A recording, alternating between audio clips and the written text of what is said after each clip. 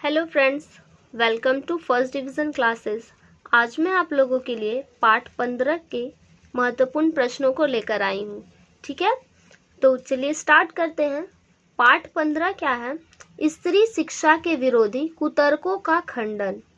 इस पार्ट का नाम है स्त्री शिक्षा के विरोध में जो थे कुतर्कों का खंडन, उनको तोड़ना। और इसके लेखक कौन है? महावीर प्रसाद द्विवेदी जी। इनके लेखक कौन है? महावीर प्रसाद द्विवेदी जी। तो पहला महत्वपूर्ण प्रश्न यह है, स्त्रियों को पढ़ाने से अनर्थ होते हैं, कुतर्कवादियों की इस दलील का खंडन द्विवेदी जी ने कैसे किया है? अपने शब्दों में लिखें। अक्सर ये सब प्रश्न जो है इस पार्ट से ये प्रश्न पूछे जाते हैं एग्जाम में। तो स्त्रियों को पढ़ाने से पहला महत्वपूर्ण प्रश्न यह है, स्त्रियों को पढ़ाने से अनर्थ होते हैं। पहले के लोगों का मानना था क्या कि लड़कियों को पढ़ाना नहीं चाहिए, उनको पढ़ाने लिखाने से वंचित रखा जाता था। ठीक है, तो स्त्रियों को पढ़ाने से अनर्थ होता है। क्या ये अनर्थ होता है? कुतर्कवादियों की इस दलील का खंडन, जो कुतर्कवादी थे, जो पहले पुराने जमाने के जो लोग थे, जो ये दलील देते थे, उनको द्विवेदी जी ने कैसे खंडित किया, उनको कैसे मतलब गलत साबित किया। ठीक है, अपने शब्दों में लिखे। इस पाठ में आपको इसी के बारे में बताया गया है। ठीक है, तो चलिए देखते हैं। कुतर्कवादियों का कहना है कि स्त्रियों को पढ़ाने से अनर्थ होते हैं। जो कुतर्कवादी थे, पुराने जमाने के जो लोग थे, वो लोग क्या कहते थे कि स्त्रियों को पढ़ाने से अनर्थ हो जाता है, उनको नहीं पढ़ाना चाहिए, अतः उन्हें नहीं पढ़ाना चाहिए। ठीक है, उनके अनुसार उन्हें पढ़ाने से घर के सुख का नाश हो जाता है। नाश मतलब खत्म। ठीक है, नाश का अर्थ हुआ खत्म। नाश का अर्थ होता है विनाश हो जाना, नाश हो जाना, यही सब। ठीक है, खत्म हो जाना, बर्बाद हो जाना, ये भी बोल सकते हैं। लेखक उनकी दलील का खंडन करते हुए कहता है, स्त्रियों को पढ़ाने से अनर्थ होते हैं तो उन पुरुषों को पढ़ाने से कौन सा सुफल होता है? सही बात है। अगर स्त्रियों को पढ़ाने से अनर्थ होता है तो जो पुरुष को पढ़ाया जाता है, पुरुष को तो पढ़ाने से बोला जाता है घर का सुख का नाश नहीं होगा। ठीक है, तो जो पुरुषों को पढ़ाया जाता है तो कौन सा वो लोग सुफल कार्य करते हैं?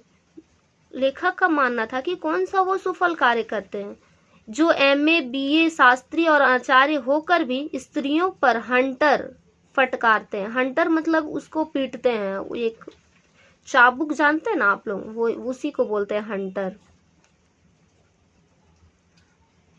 चाबुक। हंटर फटकारते मतलब मारना। ठीक है, फटकारना मतलब मारना। ठीक, और डंडों से उनकी खबर लेते हैं। खबर लेना का अर्थ भी यहाँ पे हो रहा है पिटाई लगाना। अक्सर आप लोग देखे होंगे, लोग बोलते हैं कि आज तो उसकी खैर नहीं, आज तो उसका खबर अच्छे से लूंगा, ये सब वो खबर लेना मतलब उनको पिटाई लगाना। तो जो पुरुष जो पढ़े लिखे हैं वो भी अपनी स्त्रियों को क्या करते हैं? डंडों से पिटाई लगाते हैं, या फिर हंटर से। आप लोग देखे होंगे बहुत पहले के में भी कि पीटा जाता है स्त्रियों पर। तो स्त्रियों को जो BA MA आचार्य शास्त्री ये लोग जो हैं, जो स्त्रियों को पीटते हैं, तो ये सब जो है, ये सब कौन सा पढ़ के मतलब सही काम करते हैं? यदि स्त्रियों का किया हुआ अनर्थ उनको पढ़ाने का परिणाम है, तो पुरुषों का किया हुआ अनर्थ भी उनकी शिक्षा का ही परिणाम मानना चाहिए। अगर स्त्रियों को पढ़ा लेने से क्या होता है, वो अपने हक के लिए अपनी आवाज उठाने लगती है, तो बोला जाता है इनको पढ़ाना ही गलत है। आज पढ़ा दिए तो बोल रही है, नहीं पढ़ाते तो मतलब अगर उनका जो किया गया अनर्थ है वो उनको पढ़ाने का परिणाम बोला जाता है, तो पुरुष भी तो ये अनर्थ ही करते हैं ना, तो ये भी तो उनका पढ़ाने शिक्षा का ही परिणाम होना चाहिए कि उनको भी शिक्षा दिया गया है, इसलिए ये ऐसा कर रहे हैं।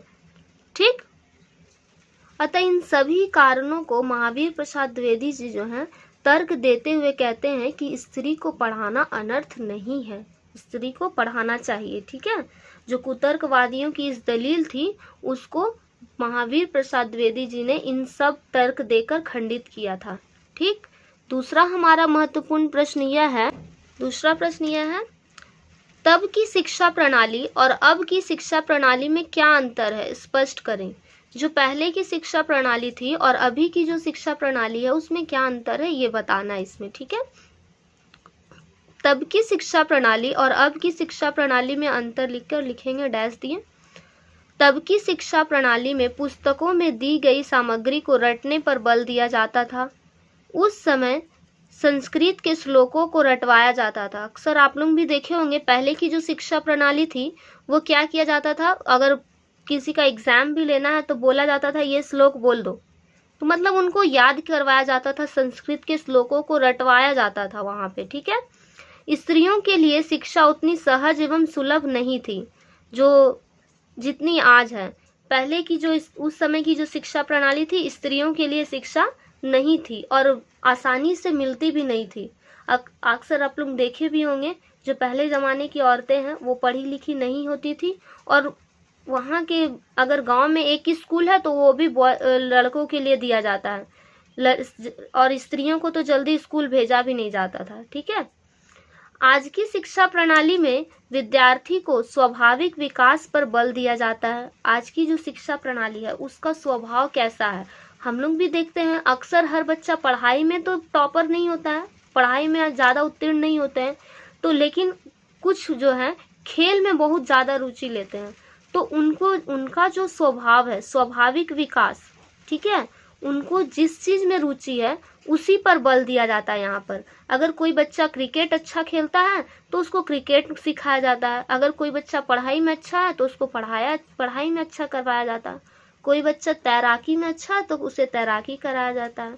तो कहने का मतलब है कि उसका स्वभाव जिसमें रुचि है उसका उस पर बल दिया जाता है। और पहले ऐसा कुछ नहीं था, पहले क्या है संस्कृत के श्लोक हैं उसको रटवा दिया जाता, मतलब वो सब याद है, मतलब वो बहुत बड़ा शिक्षा, मतलब उसको शिक्षा मिल गया है, शिक्षा प्राप्त कर लिया ये माना जाता था। बट आजकल तो ऐसा नहीं है, आज स्त्रियों को शिक्षा के महत्व को भी स्वीकारा गया है। आज की शिक्षा प्रणाली में देखिए स्त्रियों को भी पढ़ाया लिखा जाए, आज की लड़कियां क्या से क्या नहीं करती हैं, हर जगह देखिए लड़कियां अव्वल आ रही हैं। तो पहले की जो स्त्रियां थी उनको तो पढ़ना भी नहीं आता था, बट आज की शिक्षा प्रणाली में देखा जाए तो स्त्रियों को अभी महत्व दिया गया है, ठीक है। आशा है आप लोगों को ये दोनों प्रश्न अच्छे से समझ में आ गए होंगे, ठीक है। तो अगली वीडियो में अपने अगले पार्ट की वीडियो को अपने नेक्स्ट वीडियो में लाऊंगी, ठीक है। तब तक के लिए धन्यवाद।